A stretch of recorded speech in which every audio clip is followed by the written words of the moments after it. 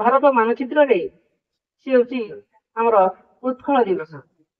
ସ୍ୱତନ୍ତ୍ର ବିଷୟ ହେଇଥିଲା ଆମେ ଜାଣିଛେ ଯେ ଯେତେବେଳେ କି ଭାରତକୁ ମୁସଲମାନ ଶାସନ କରୁଥିଲେ, କାରଣ କହଉଛି 1500 ଖ୍ରୀଷ୍ଟାବ୍ଦ ବେଳେ ମଧ୍ୟ ଆମର ଓଡିଆର ସ୍ୱତନ୍ତ୍ର ରୂପେ ତାର ପ୍ରାଚୀନ ସାହିତ୍ୟ ଥିଲା, ଭାଷା ଥିଲା। କିନ୍ତୁ ଧୀରେ ଧୀରେ ଯେତେବେଳେ ଭାରତକୁ ମୋଗଲ ମାନେ ମରାଠା ମାନେ ଅଧିକାର କଲେ, ସେତେବେଳେ ସାରା ଭାରତ ବର୍ଷରେ ମୁସଲମାନ ଶାସନ ଚାଲିଥିଲା। ଓଡିଶା ସେତେବେଳେ ହିନ୍ଦୁ ରାଜା ଶାସନ କରୁଥିଲେ, ସୂର୍ଯ୍ୟବଂଶ ରାଜା ମାନେ ଶାସନ କରୁଥିଲେ। ବଡ ଖୁସିର କଥା। କିନ୍ତୁ ଆସ୍ତେ ଆସ୍ତେ ଯେତେବେଳେ ଶେଷର ମୁକୁନ୍ଦରେ ଥିଲେ, ଆମର ଶେଷ ରାଜା ଥିଲେ ଓଡିଶାର, ତାଙ୍କର ମୃତ୍ୟୁ ପରେ ଓଡିଶା କବଳିତ ହେଇଯାଇଥିଲା ମୋଗଲ ଓ ମରାଠା ମାନଙ୍କ ପରେ।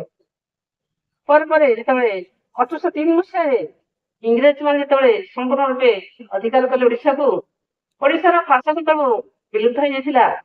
ସେ ବିଲୁପ୍ତ ହବା ଲାଗିଲା।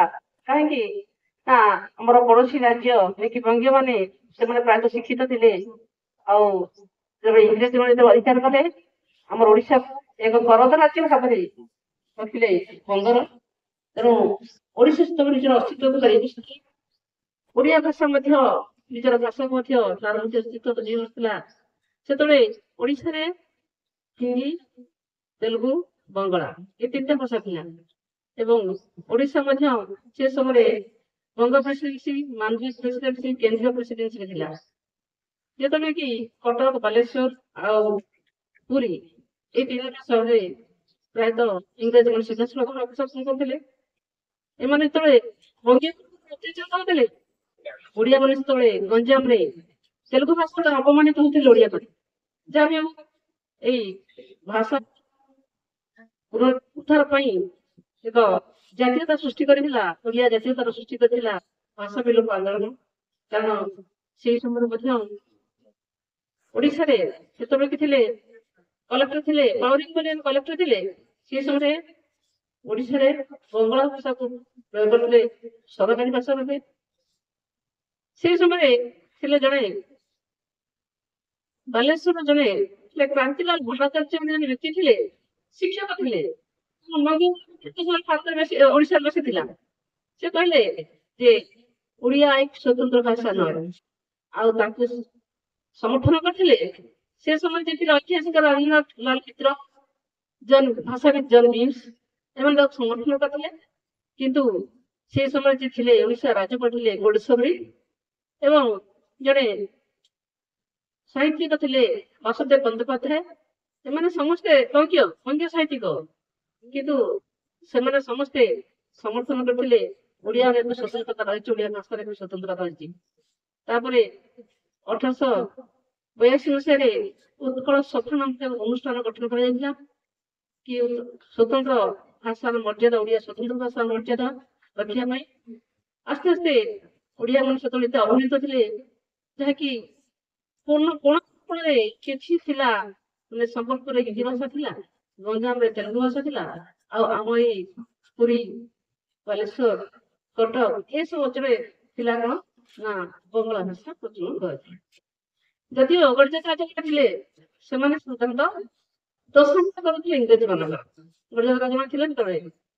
କିନ୍ତୁ ଆସ୍ତେ ଆସ୍ତେ ଦେଖାଗଲା ଯେ ଏଇ ଯୋଉ ଉତ୍କଳ ସଭା ଦ୍ୱାରା ଓଡିଶାର ଯେତିକି ସମସ୍ୟାର ସମାଧାନ ହେଇପାରୁନି, ସେଥିପାଇଁ କଣ କରାଗଲା ଯେ ଏଇ ମଧୁବାବୁ ଯିଏକି 1888 ମସିହା ଜନ୍ମଗ୍ରହଣ କରିଥିଲେ ଏବଂ 1876 ମସିହାରେ ସେ ଯେତେବେଳେ ଓକିଲାତି ପାସ୍ କରିଥିଲେ, କାରଣ ସେ ହଉଛି ପ୍ରଥମ ସ୍ନାତକ, ପ୍ରଥମ ସ୍ନାତକୋତ୍ତର, ପ୍ରଥମ ଜଣେ ଆଇନଜୀବୀ ମଧ୍ୟ ସିଏ। ସେତେବେଳେ ସିଏ ଯେତେବେଳେ ବଙ୍ଗରେ ଗଲେ, ସେତେବେଳେ ଆମର ତ ଓଡିଶାରେ ନଥିଲା, ବିଶ୍ୱବିଦ୍ୟାଳୟ ନଥିଲା, କଲିକତା ବିଶ୍ୱବିଦ୍ୟାଳୟ ସେ ପାସ୍ କରିଥିଲେ। ଆଉ ସେଇ ସମୟରେ ସେ ଯେତେବେଳେ ବଙ୍ଗପ୍ରଦେଶ ରହିଥିଲେ, ସେ ଦେଖିଲେ ଯେ ସୁରେନ୍ଦ୍ରନାଥ ବାନାର୍ଜୀ ବ୍ୟକ୍ତି ଦ୍ୱାରା ବଙ୍ଗ ସଭା ନାମକ ଏକ ବିରାଟ ଅନୁଷ୍ଠାନ ସେ ସମୟରେ ବଙ୍ଗର ସମସ୍ୟାର ସମାଧାନ କରୁଛି। ସେଥିପାଇଁ ସେ ପ୍ରେରଣା ପାଇଥିଲେ, ବଙ୍ଗ ସଭା ସେ ପ୍ରେରଣା ପାଇଥିଲେ ଏବଂ ନିଜେ 1903 ମସିହାରେ ସେ ଉତ୍କଳ ସମ୍ମିଳନୀ ନାମକ ଏକ ଅନୁଷ୍ଠାନ କରିଥିଲେ।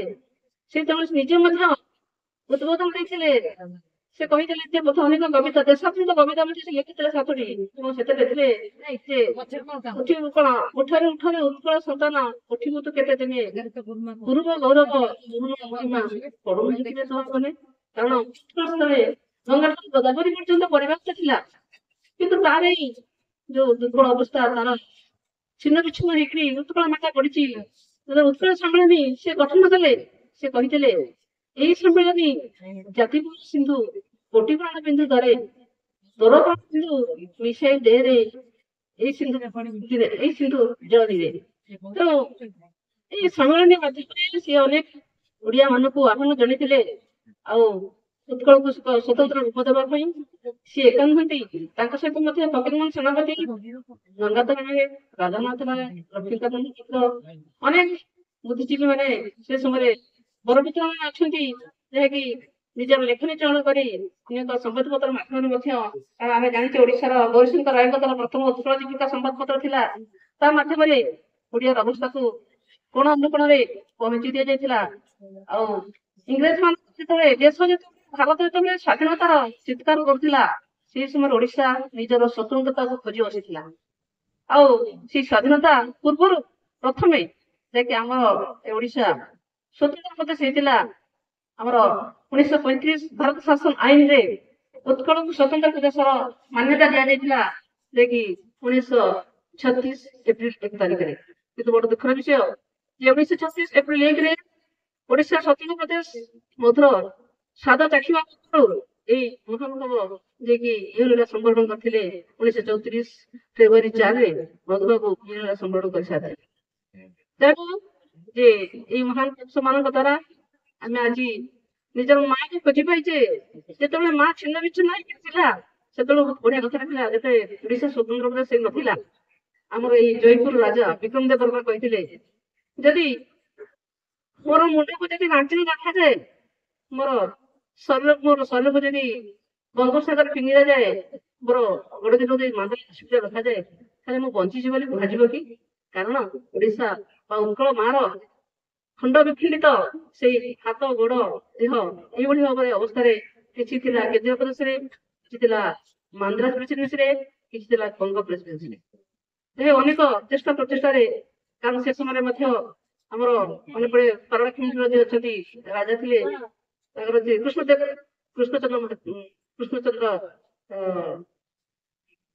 ଅଛନ୍ତି ମହାରାଜା କୃଷ୍ଣଚନ୍ଦ୍ର ଗଜପତି ତାଙ୍କର ମଧ୍ୟ ଏମିତିକି ସିଏ ଓଡିଶା ସ୍ୱତନ୍ତ୍ର ପାଇଁ ଯାଇଥିଲେ ଦିଲ୍ଲୀ ବିଲାତ ମଧ୍ୟ ପଳେଇଥିଲେ ଓଡିଶାକୁ ସ୍ୱତନ୍ତ୍ର ପ୍ରଦେଶ କରିବା ପାଇଁ କାରଣ ଆମ ସରକାର କାର୍ଯ୍ୟ ଚଳେଇଥିଲା କୋଉଠି ବିଲାତ ତ ସେଠି ମଧ୍ୟ ସେଇ ପହଞ୍ଚି ସାରିଥିଲେ ଆଉ ହରେକୃଷ୍ଣ ମହତାବଙ୍କର ମଧ୍ୟ ଅବଦାନ କମ୍ ହୁଏ ତେଣୁ ଯାହା ବି ଆମେ ଯୋଉ ଆଜି ଓଡିଶାର ସନ୍ତାନ ହିସାବରେ ଆମେ ଗର୍ବ ଅନୁଭବ କରୁଛେ ତ ସେମାନଙ୍କ ପ୍ରଚେଷ୍ଟାର ଫଳସ୍ୱରୂପ ଆମେ ଯେମିତି ସ୍ୱାଧୀନତା ସଂଗ୍ରାମ ଯଦି ଆମେ ସ୍ୱାଧୀନତା ସଂଗ୍ରାମ କରି ଯେମିତି ଆମେ ଦେଶକୁ ସ୍ୱାଧୀନତା କରିପାରିଛେ ବୋଲି ଖୁସି ଅନୁଭବ କରୁଛେ ପାଳନ କରୁଛେ ଆଜି ମଧ୍ୟ ଠିକ ସେଇଭଳି ଭାବରେ ଉତ୍କଳ ଦିବସ ସ୍ୱତନ୍ତ୍ର ଉତ୍କଳ ଦିବସ ଆମେ ପାଳନ କରୁଛେ ତେଣୁ ଆଜି ସମସ୍ତେ ସେ ମହାନ ଆତ୍ମଙ୍କ ନିକଟରେ ନିଜର କୃତଜ୍ଞତା ଜ୍ଞାପନ କରିବା